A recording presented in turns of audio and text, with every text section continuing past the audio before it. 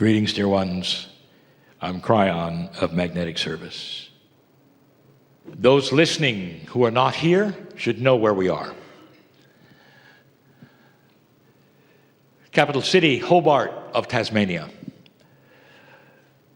A grand, beautiful, beautiful place at the bottom of the continent of Australia. This will be part one of two messages. And I give you that information so you'll find part two. All through my journey in this great land, I've talked about metaphysical things. Metaphysical meaning beyond physics. Metaphysical meaning those things which sometimes are not seen. If you ask a spiritual person, are there metaphysics involved in their work? They may say, well, I don't even know what it means. But if they have faith in the unseen, that's metaphysics. If they have an idea that their life is perhaps driven or guided or helped by an unseen spiritual force, that's metaphysics. If they start to understand that there's more here than themselves that is not seen, that is metaphysics. And almost all humanity falls into that category in some way. It has been reported that 80% of humans believe in the afterlife. If that's the case, that means they believe somehow in an invisible soul, a consciousness that continues even after your last breath. And so what happens next, dear ones, even in this message, a message of love, what happens next should be believable. What do you believe is around you, really? Even when you're alone, totally alone, what do you think is there? A channel that I've given many times with information which remains the same is that depends upon what you've been told. And so what I want to do now is to talk about that. I want to get practical, less metaphysical, and talk about the love of God. There is a system on this planet who knows you. Those who are in this room, most know where you sit, that the energy of this land is different and pristine and beautiful. If you're in a place that is just filled with Gaia, you know it. You know there are things which are invisible. You count on things which are invisible. If you could go back thousands of years and ask those who walked the land here, tell me about invisible things, they would say most of everything is invisible. And they count on that invisibility becoming real and listening to it, having it guide them around, knowing what to do, where to go, when to have children, what to eat. All invisible, pouring out of the earth, giving them intuition from their partner, Gaia. But you don't even have to go there right now, today. For those sitting in front of me and for those listening to this, I want to present three things to you, and then more later today. I want to present something that I want you to visualize if you can. Imagine an entourage who knows you, that is invisible, walking with you all the time. As you sit in this room, all of those entourages are together because they all know you. When you got free choice, when you came into this planet, when you had the fusion of the chromosomes together and the telomeres, when all of that took place, dear ones, you became one who was closer to God and wired for it. And in all of that, dear ones, there are so many invisible parts of the puzzle that rotate around you. And we've talked about it before. You don't have to name them. You don't have to understand them to understand the engine of love. But it's been discounted so completely, even by modern spiritualists who tell you what you must do and what not do, who tell you the ladders and steps to climb in order to get favor with God, not understanding that love shatters all of it. Imagine there's an entourage around you and they have ladders and tools and they have their hands out. They have things that'll carry you if you need it. They have things that'll heal you if you need it. And they're all sitting there. And as you walk out of the room, they get up and walk out with you. And even the atheist and the one that says, you're crazy, Lee. You're crazy to have this cryon thing, Lee. When they walk out of the room, the entourage is with them too. You see, those who are angelic, carrying the love of God for the human being, pay no attention to what you believe, because it's simply absolute. So what I'm telling you is that there is a system around you which is absolute. And it's waiting for that which you have, which is free choice, in order to throw the switch. Now, what switch are we talking about? We could start giving you the switches in layers if you'd like. So why don't we? Let's talk about number one. There are so many who walk this planet in sorrow. This is one of many, just one. And the sorrow that you have as you walk from place to place defines you. Now, I'm not necessarily talking about those who sit in front of me. I'm talking about all those who will listen now and listen later. And you know what I'm speaking of, so many of you. The sorrow of loss. And the loss can be whatever, because you're so varied in experiences. But the older you get, the more loss you have.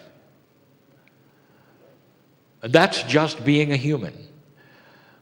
But there are those who have had inappropriate and untimely loss. And it can be the loss of love. It can be loss of loved ones and friends who die too early. Or tragically, perhaps even in front of you. I know who's here. And that sticks in every cell. Loss.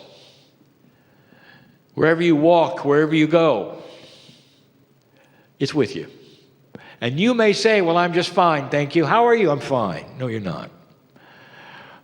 Because when you sit and you're alone, or you hear certain music, or read certain books, the tears will betray what's going on inside. So I'll ask the question, are you afraid of being without it? It's a habit, dear ones, that you stay there. You see, it's appropriate to mourn. It's appropriate to have all of these things, but not all your life. There is no axiom or rule that says your loss is going to be carried around like a burden and a badge and baggage wherever you go, and you're going to have to lug it from place to place, and it's going to tear you down. There's no rule that says that. And if anybody ever told you that, walk the other way. Because the truth is the opposite. You have the tools to recover. The loss is the loss, and it will always be there in fact and in history and in reality, in time. But your reaction to it is what you can control. The entourage is a specialist in removing the baggage and the feelings you have with loss, so that you can stand tall and remember the event without collapsing or being shattered again. It changes your countenance, it changes your overall perspective. The sun comes out, even if it was a child. Your entourage was built for that. I'm like, how do I get there? Crying, I'm interested. You've tweaked me a little, I'm interested. So I'll tell you, let's do it together. You see, your consciousness and your desire, what you affirm, is energy. It's not wishful thinking. It doesn't go into the ethers and disappear or evaporate. Oh no. It goes to a place where it's acted upon, dear ones. How many of you are brave enough right now to say with me, I want relief from my loss. I claim this entourage of love, of spirit, of the souls around me, of anything I don't understand, will come in and start to scrub that away, so that there'll come a day when I can remember only in love these things and not in sorrow. Well, I'll waken in the morning and not remember that thing anymore. I claim the baggage is gone. How many of you are aware of the energy of those statements to the entourage? That entourage has your name on it. That entourage walks with you, not anyone else. They have their own. You have one that is specific and helpful and ready. How many of you never speak to them? We've told you since the beginning to talk to your cellular structure. Now we're telling you that there's more listening than that. You can address them, you can proclaim, you can affirm, you can say, I want help, I am done with this. I'm not going to be that person who walks around victimized by my loss. And I'm going to live longer because of it. Take my hand and do that. Could it be as simple as that, Cryon? Yes. And it's not simple. You're going to have all manner of courage to make those statements, because sometimes, just sometimes, it has defined you so much that you wouldn't know how to act unless you were depressed. There's so much worry about health. And I will tell you that your society doesn't help. Because at every step they tell you you're not healthy, but they have an answer. So it just seems to be part of living in a society that you can become medicated for things you've never even heard of, that are wrong with you didn't even know. And then there are things you do know.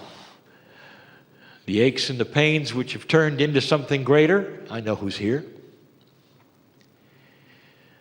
And you start to worry about all manner of things. How long these things will be in you?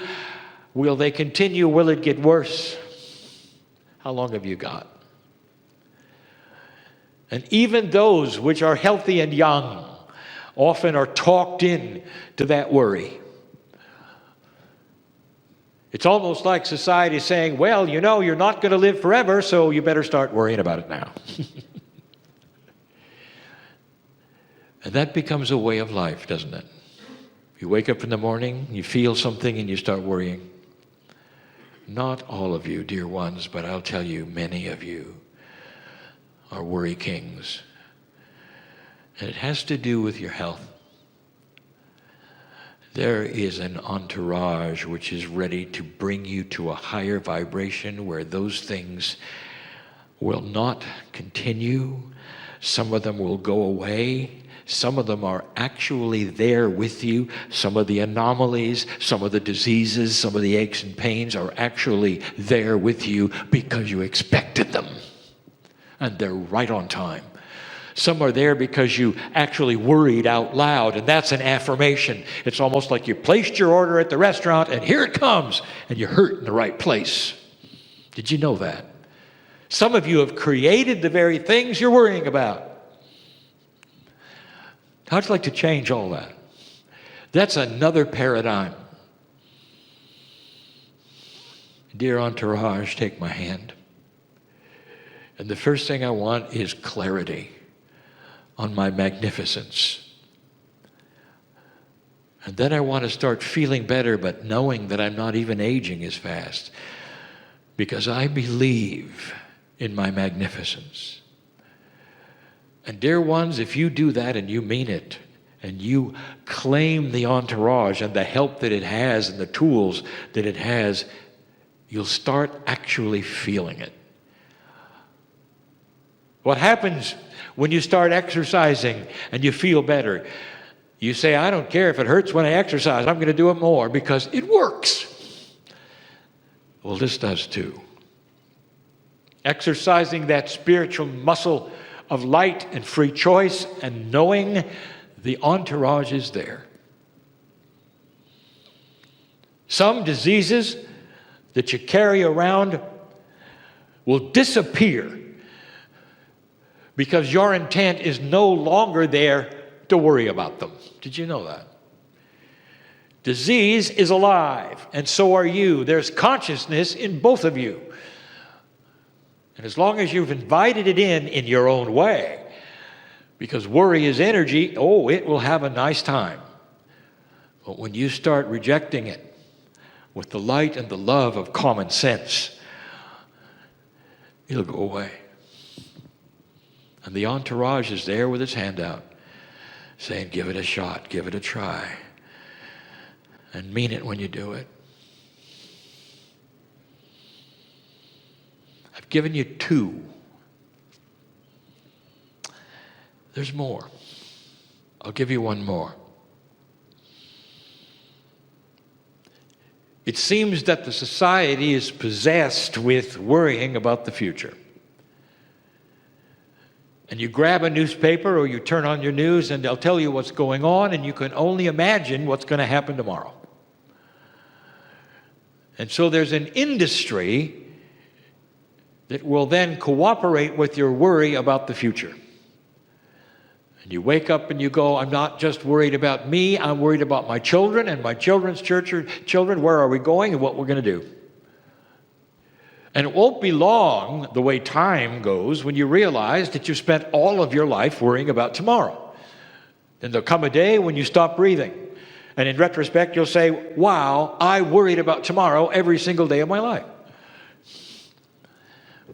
Doesn't make sense, does it? What if instead you said these things? I control luck. I control my life. I control my diseases. I have light and I have an entourage which will show me where to walk.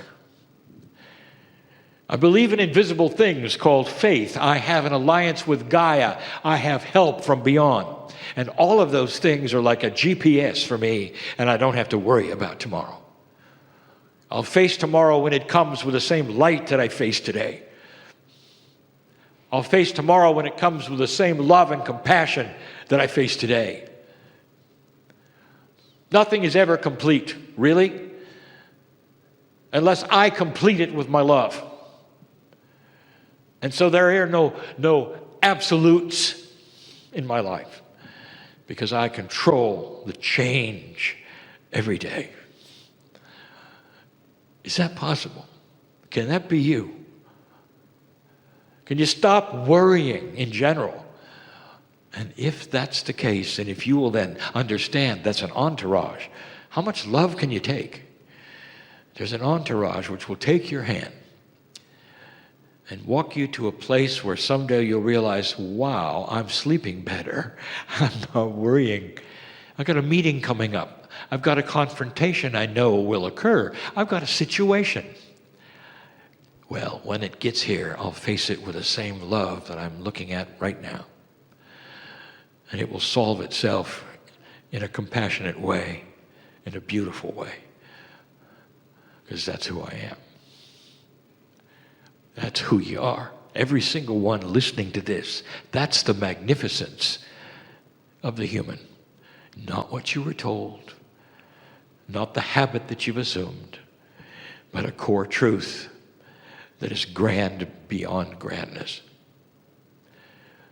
I've got more in part 2.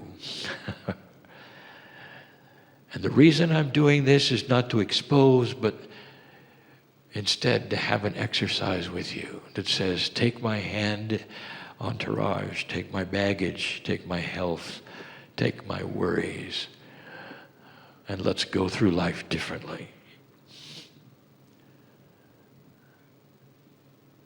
That's enough for now. And so it is.